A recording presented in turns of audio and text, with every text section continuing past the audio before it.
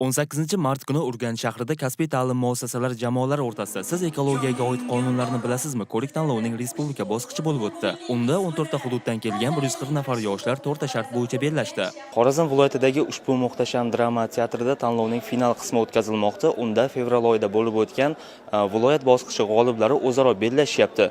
Ularga o'zlari tayyorlagan shartlarni namoyish etishlari uchun barcha shartlar doirasida umumiy 25 daqiqa vaqt berildi.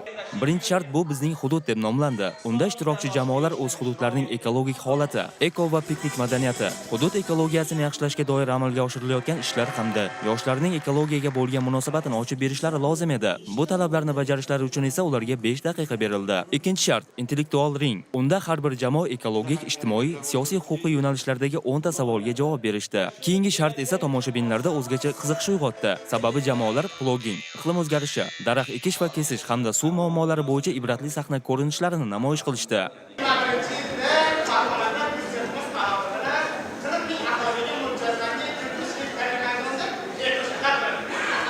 Oxirgi eng yaxshi ekologik loyiha shartida esa jamoalar ekologiya sohasini rivojlantirish, yosh ekologlar sonini ko'paytirish, bu sohaga investitsiyalarni jalb qilish, ekologik salohiyatni kengaytirish bo'yicha o'z taklif va loyihalarini taqdim etishdi. Ular ichida avtomashinalarni yuvish shoxobchalaridan chiqqan chiqindi suvlarni qayta ishlashdan tortib, hududlar iqlimidan kelib chiqib maxsus daraxtlarni ko'paytirishgacha bo'lgan loyihalar mavjud. Kun bo'yi davom etgan tadbirda ishtirokchi hamda tomoshabinlar zerikib qolmasligi uchun musiqiy tanaffuslar ham tashkil etildi. Unda xorazmcha kuy-qo'shiqlar ijro qilindi. Bu esa yig'ilganlar kayfiyatini ko'tarib tadbirning yanada qiziqarli va unumdor bo'lishiga xizmat qildi.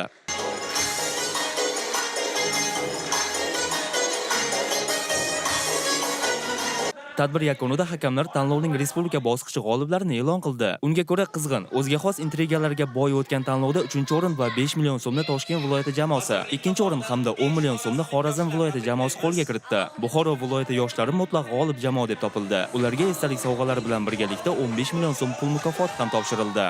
Men bugun juda xursandmanki, Buxoro davlat tibbiyot instituti akademik liseyining Gekkel izdoshlari deb nomlangan jamoamiz eng ulkan birinchi o'rinni, ya'ni juda yuksak bir g'alabaga erishdik. Biz aminmizki, yangi O'zbekistonimiz yashil O'zbekistonga aylanyapti va bu ko'rik tanlov orqali har bir o'quvchilarimizga, nafaqat o'quvchilarimizga, hatto jamoatchiligimizni yashil iqtisodiyot, atrof muhit muhofazasiga biz albatta chorlab qolamiz. Har bitta shartlarni bajarishga, ularni intilish, ulardagi nima deydi, shijoat, zavq, shavq, ular hammasi menga ham ta'sir qildi. Ulardan energiya oldim men. Juda ham havasim keldi. Hozir men kuzatib turdim, siz boshqa hakamlarga qaraganda ko'proq ball qo'shdingiz, ko'proq ball berdingiz. Bunga nima sabab? Men endi yo'qdi deymanga nima qilay? Yo'qdi. Niyatlarini bilmayman. Qanaqasiga ulardan past baho bergim kelmadi. Joriy yilgi tanlovda ishtirok etish uchun umumta'lim maktablaridan 9504 ta, kasbiy ta'lim muassasalaridan esa 473 ta jamoalar ariza yuborgan.